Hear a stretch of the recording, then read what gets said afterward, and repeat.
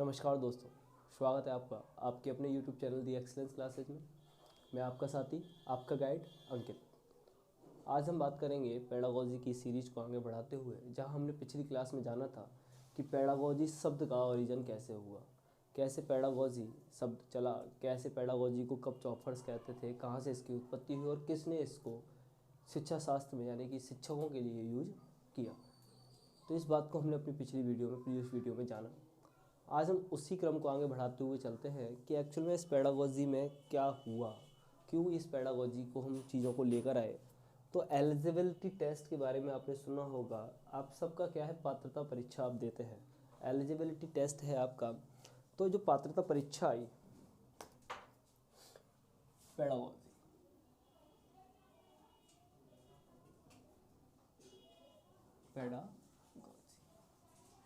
Pedagogy का जो आधार बना, वो आधार कैसे बना, पेडागोजी का जो बेस बना, आपके देश में एक RTE एक्ट था, राइट टू एजुकेशन 2009।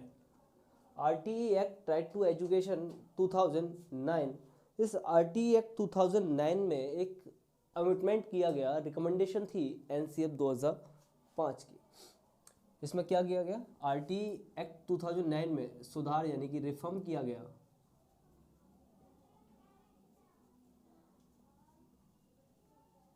रिफॉर्म किया गया किसकी रिकमेंडेशन पर, NCF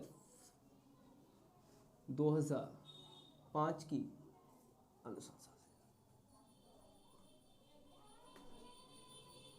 NCF 2005 की अनुशंसा से क्या हुआ, उस अनुशंसा को अनुशंसा कहें या आप बाध्यता कहें, उन्होंने कहा कि शिक्षक की भर्ती, इन्होंने क्या कहा, इन्होंने कहा कि शिक्षक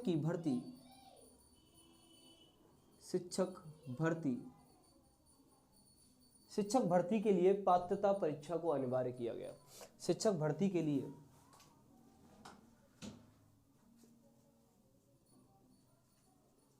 पात्रता परीक्षा, शिक्षक भर्ती के लिए पात्रता परीक्षा को आधार बनाया गया। यानी कि इन्होंने कहा कि शिक्षक जब पात्र हो, जब एलिजिबल हो, जब उसके अंदर वो एलिजिबिलिटी हो, वो पात्रता हो कि हाँ ये टीचिंग करा सकता है, वो शिक्षण का कार्य संभाल सकता है, तभी आप उसे भर्ती करें। तो शिक्षक भर्ती के लिए पात्रता परीक्षा को आधार बनाया और कहा कि शिक्षक को तभी भर्ती किया जाए, शिक्षक को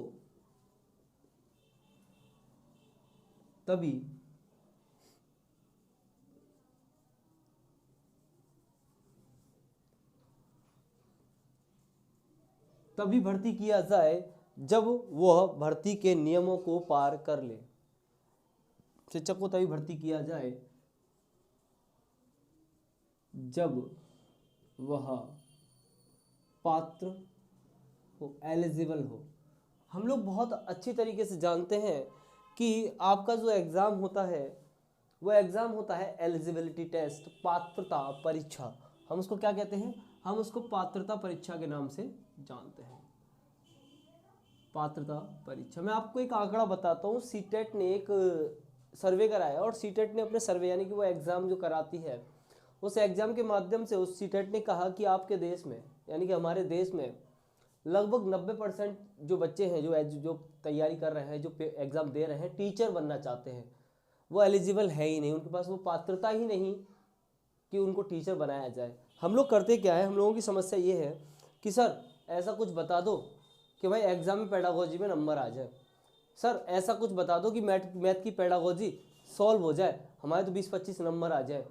कभी कभी आपके मन में एक ये विचार भी आता होगा कि सर ये पेडागोजी हम पढ़ क्यों रहे हैं, सर ये थॉर्नडाइक और ये वॉटसन है, थॉर्नडाइक, स्किनर, पावलोव, वैन हिले, ऐसे नामों को हम पढ़ क्यों रहे हैं, टॉलमैन हॉजिक, हम इनको क्या क्या जरूरत पड़ रही है।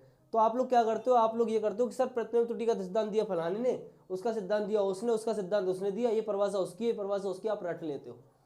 जबकि आप एक बात भूल जाते हो अधिगम में कि रटना अधिगम नहीं होता। आपको वो एग्जामिनर इसलिए तैयार कर रहा है, आपने सीटेट का लेवल देखा होगा, वो आपको किस तरह से तैयार कर रहा है, वो आपको एलिजिबिलिटी टेस्ट, अब आपकी जैसे कि सुपर टेट के सिलेबस की बात करूँ, शिक्षण कौशल की बात करता है, स्किल्स की बात करता है, जब वो क्वेश्चंस आते हैं ना तो वो एलिजिबिलिटी के लेवल पर आते हैं।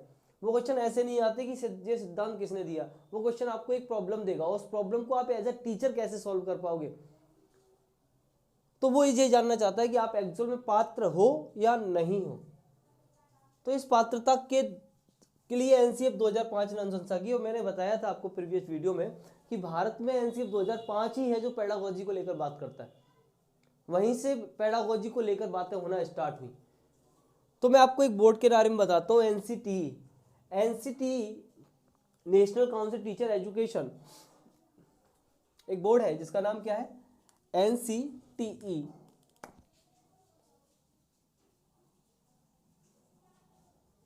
एनसीटीई बोर्ड जो है वो एक स्टैट्यूटरी बॉडी है, यानी कि संवैधानिक संस्था है, संविधान के द्वारा इसका निर्माण हुआ है। इसका निर्माण हुआ था 1992 में। यह एक कैसी संस्था है, मैंने आपको बताया संवैधानिक संस्था है।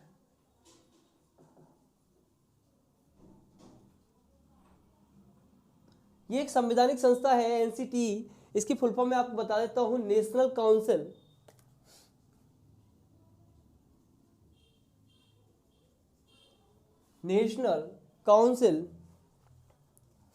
स्पेलिंग के साथ ना जाइएगा, नेशनल काउंसिल टीचर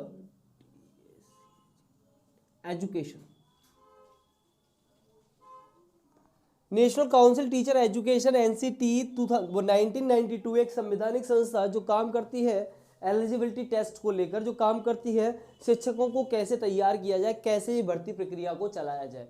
तो इस एनसीटी 1992 जब एनसीएफ 2005 की अनुशंसा पर आरटीई एक्ट 2009 आ गया और इसमें रिफॉर्म हुआ, रिफॉर्म के बारे में बात की गई कि शिक्षक भर्ती के लिए पात्रता परीक्षा को आधार बनाया जाए, शिक्षक को तभी भर्ती किया जब वह पात्र हो।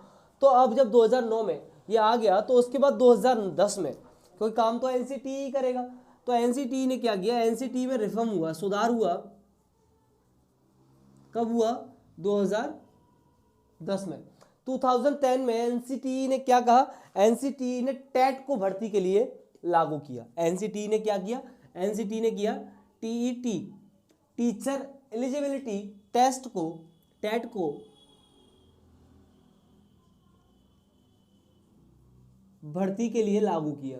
2010 में इसने ये काम किया और 2011 से आपके देश में टेट को लागू कर दिया गया। तो ये किसके किसके कहने पर हुआ, एनसीटीई के कहने पर हुआ।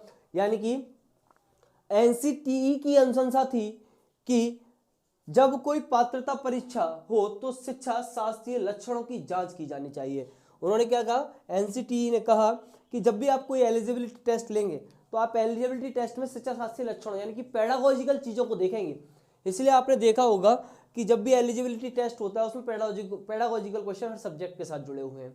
तो एनसीटीई ने क्या किया, टेट को भर्ती के लिए लागू किया, अनुशंसा दी। क्या अनुशंसा थी एनसीटीई की, एनसीटीई की अनुशंसा थी जब भी कोई पात्रता परीक्षा हो, जब भी कोई पात्रता परीक्षा हो तो शिक्षा शास्त्रीय लक्षणों की जांच होनी चाहिए। तो शिक्षा शास्त्रीय लक्षणों की जांच होनी चाहिए। उम्मीद करता हूं आपको ये बात समझ में आ रही होगी। मैंने क्या कहा, पेडागोजी में पेडागोजी को एलिजिबिलिटी टेस्ट से मैं इंटरकनेक्ट कर रहा हूँ। एलिजिबिलिटी टेस्ट होता है, हम बहुत अच्छी तरीके से जानते हैं कि हमारे देश में पात्रता परीक्षा ली जाती है। नॉलेजेबल टेस्ट नहीं होता, वो आपके ज्ञान को नहीं देख रहा, वो आपकी पात्रता को देख रहा है कि आप इस काम को करने में सक्षम हो या नहीं हो। तो पेडागोजी जैसे कि एनसीएफ 2005 की अनुशंसा, एनसीएफ 2005 की अनुशंसा के आधार पर ही पेडागोजी को लिया गया। रिफॉर्म हुआ 2009 आरटी एक्ट में, और रिफॉर्म के बाद शिक्षक भर्ती के लिए किसको आधार बनाया गया, शिक्षक भर्ती के लिए आधार बनाया गया किसको, एलिजिबिलिटी टेस्ट को, पात्रता परीक्षा को। शिक्षक को तभी भर्ती किया जाएगा जब वह क्या हो, पात्र हो। इसके लिए मैंने आपको बोर्ड का नाम बताया, बोर्ड का नाम क्या है, इसके लिए बोर्ड का नाम मैंने बताया NCTE. National council teacher education जो कि 1992 में गठित हुई थी, एक संवैधानिक संस्था, स्टैच्यूटरी बॉडी। तो नेशनल काउंसिल टीचर एजुकेशन, इसमें रिफॉर्म हुआ 2010 में, और इसने किसको लागू किया? टीईटी को देश में लागू किया और अनुशंसा दी कि जब भी कोई पात्रता परीक्षा होगी तो किसकी जांच होनी चाहिए? शिक्षा शास्त्री लक्षण। शिक्षा शास्त्री लक्षण ही तो पेडागोजी है, हम इसी को तो पेडागोजी कहते हैं। उम्मीद करता हूं ये बात आपकी समझ में आई होगी। आप इसका स्क्रीनशॉट ले सकते हैं। अगर कोई भी दिक्कत है आप कमेंट सेक्शन के माध्यम से हमसे पूछें, हम आपको बताने के लिए हर पल तैयार हैं, हर पल तत्पर हैं। तो अब इसको रफ कर लेते हैं और आगे की बात करते हैं कि ऐसा क्यों हुआ, ऐसा क्या चल रहा था इंडिया में जिसको हमें बदलना जरूरी था। एक बात और मैं बता देता हूँ यहाँ पर, जब बात आई गई है, चली रही है, वो बात ये है, इसी पेज पर बता देता हूँ। बहुत बार पूछ लेता है, एक जनरल सा क्वेश्चन है जो शिक्षा एजुकेशन। हमारे देश के संविधान में 3 तरह की सूचियां हैं, एक राज्य, एक संघ, एक समवर्ती सूची। संघ सूची, समवर्ती सूची और राज्य सूची।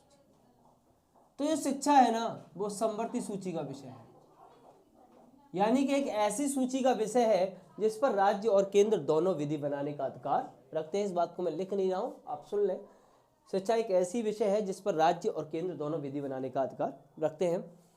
आप सभी साथी वीडियो को पूरा वॉच करें, बहुत ही मोस्ट इंपॉर्टेंट क्लास आपके लिए चल रही है, और ये क्लास आपको पूरे यूट्यूब पर ढूंढने से नहीं मिलेगी, और आपको ऑफलाइन में कोई टीचर नहीं कराएगा। हाँ, ऑफलाइन वो करा सकता है जहाँ आप 30-35-40 हज़ार रुपया फीस उसे दें। तो मैं आपको वहाँ से स्टार्ट किया हूँ जहाँ से कोई नहीं पढ़ाता, और यहाँ से नंबर ऑफ क्वेश्चन, यानी कि एक जी कॉन्सेप्चुअल क्लास चल रही है, यहाँ फैक्टों का कोई खेल नहीं है। ये कुछ एक फैक्ट बता जरूर दिए हैं, शायद आपसे पूछ ले, लेकिन मैं यहाँ बात जो कर रहा हूँ वो कॉन्सेप्ट की बात करूँगा, और इसके आगे अब सब कॉन्सेप्ट ही कॉन्सेप्ट चलेगा। तो जब तक आप कॉन्सेप्ट को डेवलप नहीं कर पाओगे तो आप पेडागोजी को सॉल्व नहीं कर सकते। आपको लगता होगा सर हम क्वेश्चन तो सॉल्व कर लेते हैं, वो क्वेश्चन सॉल्व आप आज कर रहे हो, एक आध 2 क्वेश्चन जो आपकी गलत हो रहे हैं ना, वो भी गलत नहीं होने चाहिए। आप एक अच्छे टीचर, आपके ऊपर देश का भार है आपके कंधों पर। आपने देखा होगा सर पेडागोजी के कुछ लोग कहते हैं सर पेडागोजी क्वेश्चन हम पे आते होते ही नहीं, बड़ी दिक्कत आती है। सर मैथ की पेडागोजी करा दो, सर ईवीएस की पेडागोजी करा दो, सर हिंदी करा दो, सर संस्कृत की करा दो। मैं आपको सब पेडागोजी पढ़ाऊंगा, और मैं आप जो आपको करा रहा हूँ ना, मैं वो नींव है, ये वो बेस है। अगर आपने ये समझ लिया ना, तो मैं वादा करता हूँ आपसे हर सब्जेक्ट की पेडागोजी खत्म हो जाएगी। तो अब आगे कंटिन्यू करते हैं।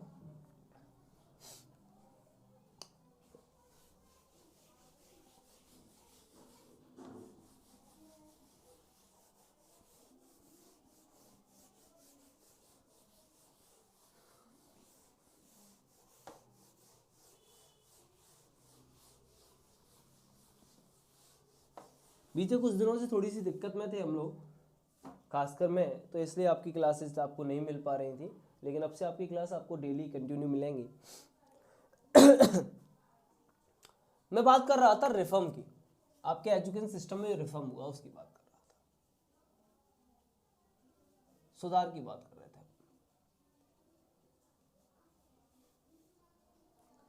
हम आपसे। सुधार की बात कर रहे थे, तो हो क्या रहा था, आपकी यहाँ ट्रेडिशनल लर्निंग चल रही थी।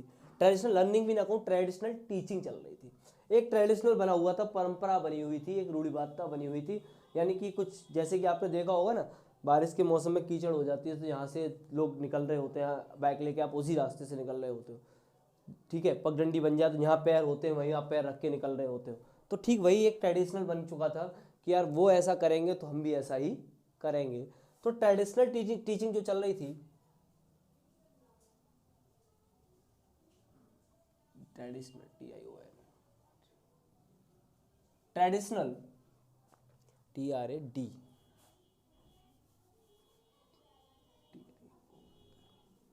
Traditional teaching. ट्रेडिशनल टीचिंग यानी कि हम क्या बात कर रहे हैं, परंपरागत शिक्षण की बात कर रहे हैं। कौन सा शिक्षण चल रहा था, परंपरागत शिक्षण। हम इस परंपरागत शिक्षण से कहां गए हैं, ट्रेडिशनल टीचिंग से मूव किए हैं। हम यहां से मूव किए हैं फैसिलेशन।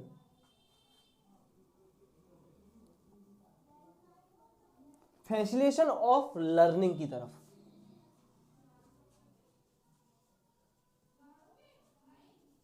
फैसिलिटेशन ऑफ लर्निंग यानी कि अधिगम के क्रियान्वयन की तरफ गए हैं हम यहां से कहां गए, अधिगम के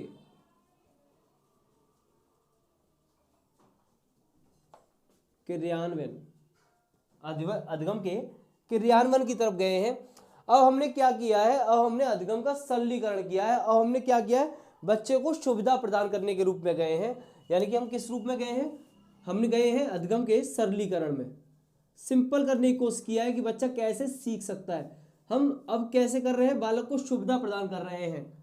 ये भी तो हम फैसिलिटेशन कह रहे हैं, वो फैसिलिटी प्रोवाइड कराएंगे कि बालक अपने ज्ञान का निर्माण स्वतः कर पाए। जबकि हो क्या रहा था, ट्रेडिशनल टीचिंग हो रही थी। अब टीचिंग नहीं करनी है, अब हमें लर्निंग करनी है। अब हमें क्या करनी है, लर्निंग करनी है। यानी कि हम कर क्या रहे थे, हम कर रहे थे टीचिंग को, अब हमें क्या करना है, अब हमें करनी है लर्निंग। अब हमें ट्रेडिशनल को छोड़ देना है। ये ट्रेडिशनल टीचिंग, जहाँ भी आपको ट्रेडिशनल दिखे कि टीचर करेगा, सिलेबस खत्म होगा, ये होगा, नहीं, अब नहीं करना है यार, सिलेबस नहीं खत्म करना। अब आपको बच्चे को सिखाना है भाई। और सिखाना कैसे, अब आप उसे रटाओगे नहीं। अब आप ये नहीं कहोगे कि भाई ए बी सी, अब आपने dot dot dot dot dot dot जो बना दिया, अब नहीं करना आपको भाई। अब आपको ये तैयार करना है कि बालक ये ए का मतलब ये है क्या, वो जान पाए। अब आपको ये नहीं करना कि आपने बता दिया भाई 2 + 2 4, अब आपने लिख के दे दिया 3 + 3, नहीं, उसको सिखाना है वो खुद बता पाए कि 2 + 2 4 हुए क्यों। आपको फैसिलिटी प्रोवाइड करनी है, आपको कॉपी पेस्ट नहीं कराना। अब आपको क्या करना है, अब आपको एज अ टीचर क्या करना है, अब बालक का सुविधा प्रदान करनी है।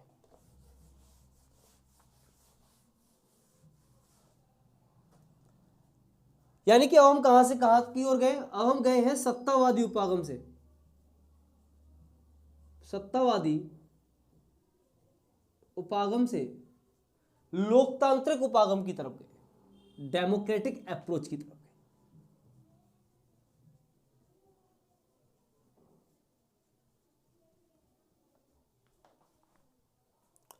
तो लोकतांत्रिक उपागम की तरफ गए, जहां क्या था, यहां क्या थी, शिक्षक केंद्रित शिक्षण चल रहा था। यहां क्या चल रहा था, यहां आपके पास क्या था, यहां था शिक्षक केंद्रित शिक्षण।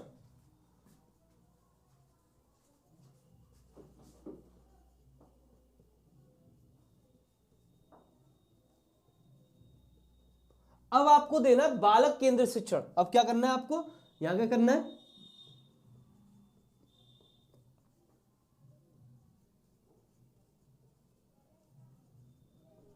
अब आपको क्या करना है, बालक केंद्रित शिक्षण करना है।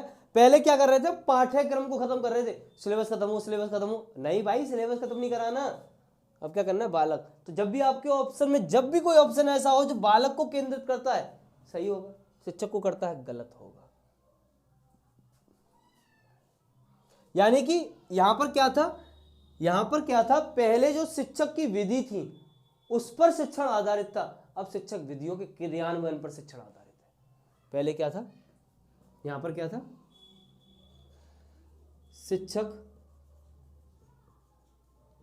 विधियों पर आधारित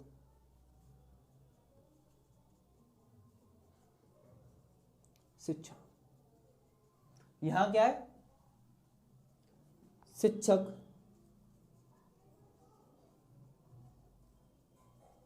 विधियों के क्रियान्वयन पर आधारित शिक्षण। उम्मीद कर रहा हूं बात समझ में आ रही होगी। हमने क्या किया, हम ट्रेडिशनल टीचिंग से कहां की ओर गए, हम ट्रेडिशनल टीचिंग से गए फैसिलिटेशन ऑफ लर्निंग। यानी कि अब लर्निंग का हमें क्या करनी है, फैसिलिटी प्रोवाइड करानी है, सुविधा प्रदान करनी है। हमें वो एटमॉस्फेयर, वो एनवायरनमेंट क्रिएट करना है बालक के चारों तरफ, एक चार दीवारी नहीं, एक एनवायरनमेंट क्रिएट करना है बालक के चारों तरफ, जिसमें बालक स्वयं का विकास कर सके। हमें उसको फैसिलिटी, उसको जो जरूरत है वो चीज़ें प्रोवाइड करानी है। तो शिक्षक अब सुविधा प्रदाता के रूप में हो गया। अब शिक्षक उसको गाइड करेगा, एज अ गाइड मान सकते हैं आप उसे। अब टीचर उससे क्या नहीं करेगा, अब टीचर उसे अथॉरिटेटिव पावर के रूप में टीचर नहीं है, ऑर्डर देने वाली कंडीशन में टीचर नहीं रहा। ठीक है, सत्तावादी उपागम को हमने छोड़ दिया, अब डेमोक्रेटिक उपागम, यानी अब स्टूडेंट आज़ाद है, उसको आज़ादी दी सीखने की। समझ में आ रही होगी। अब शिक्षक विधि से टीचर आया, उसने लागू कर दी, हाँ भाई आगमन को इस तरह से लागू कर लो, निगमन। अब उनका क्रियान्वयन कैसे हो रहा है? अब टीचर वन वे प्रोसेस नहीं, अब कोई टीचर लागू करने वाला नहीं, जैसी बालक की नीड वैसी विधि, जो जरूरत है बालक की हमें वो देना है। बात समझ में आई? पहले क्या होता था, आप सबने बचपन में खूब मार खाई होगी, टीचर आया डंडा उठाया सब में बजा दिए, विधि तो थी उसकी सिखाने की, तो थोड़ा इस पर कामयाब हो पाया हो। तो बात आपकी समझ में आ रही होगी, उम्मीद करता हूँ ये बात भी आपकी समझ में आई होगी। आप इसका भी एक स्क्रीनशॉट ले सकते हैं और इसके बाद हम आगे कंटिन्यू करते हैं वीडियो को। तो आगे देखते हैं वीडियो क्या कहती है।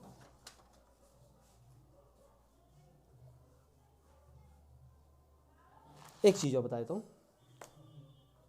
एक चीज ये है कि शिक्षक केवल अब क्या करेगा,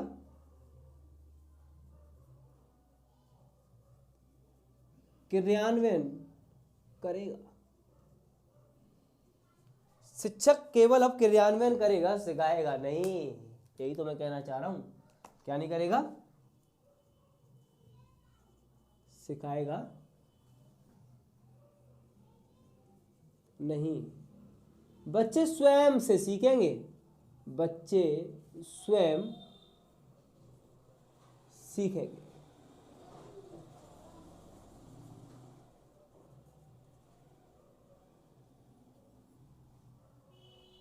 कितना टाइम हो गया? 21। बच्चे स्वयं सीखेंगे।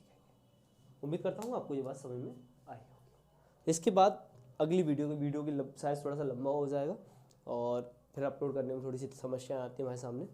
तो अगली वीडियो में हम आपको इसके आगे कंटिन्यू करेंगे।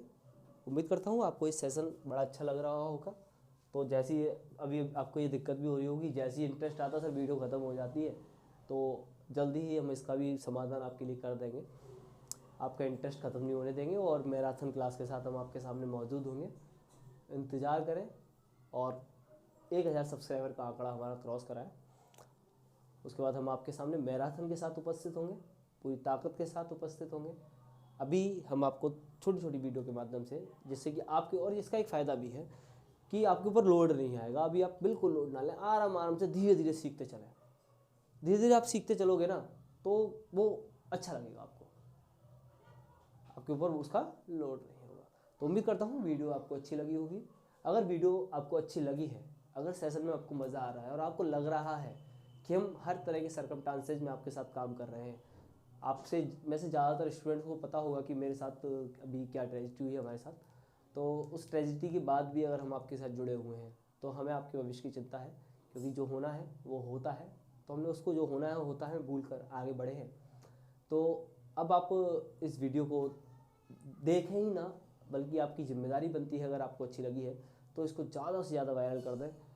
इंडिया में कश्मीर से कन्याकुमारी, गुजरात से अरुणाचल, आसाम, सिक्किम, मणिपुर, मेघालय, आप चारों तरफ इस वीडियो को वायरल करते हैं, जिससे कि इस देश में हर व्यक्ति, हर बच्चा जो जिसके लिए ज़रूरी है वो इसको देख सके। तो उम्मीद करता हूँ कि आप लोग हमें इतनी सपोर्ट तो ज़रूर करेंगे। हम आपके लिए मेहनत कर रहे हैं तो आप हमारी थोड़ी सी, बस इतनी सी मेहनत तो ज़रूर करेंगे, ऐसा मेरा विश्वास है। तो इसी के साथ मैं आज अपनी वीडियो को यहीं पर विराम देता हूँ। अगली वीडियो के साथ, अगली क्लास के साथ फिर हम उपस्थित होंगे। मेरी टीम आपके साथ काम कर ही रही है, उम्मीद करता हूँ कि टीम भी आपके साथ अच्छा काम कर रही है, तो आपको मज़ा आ रहा होगा।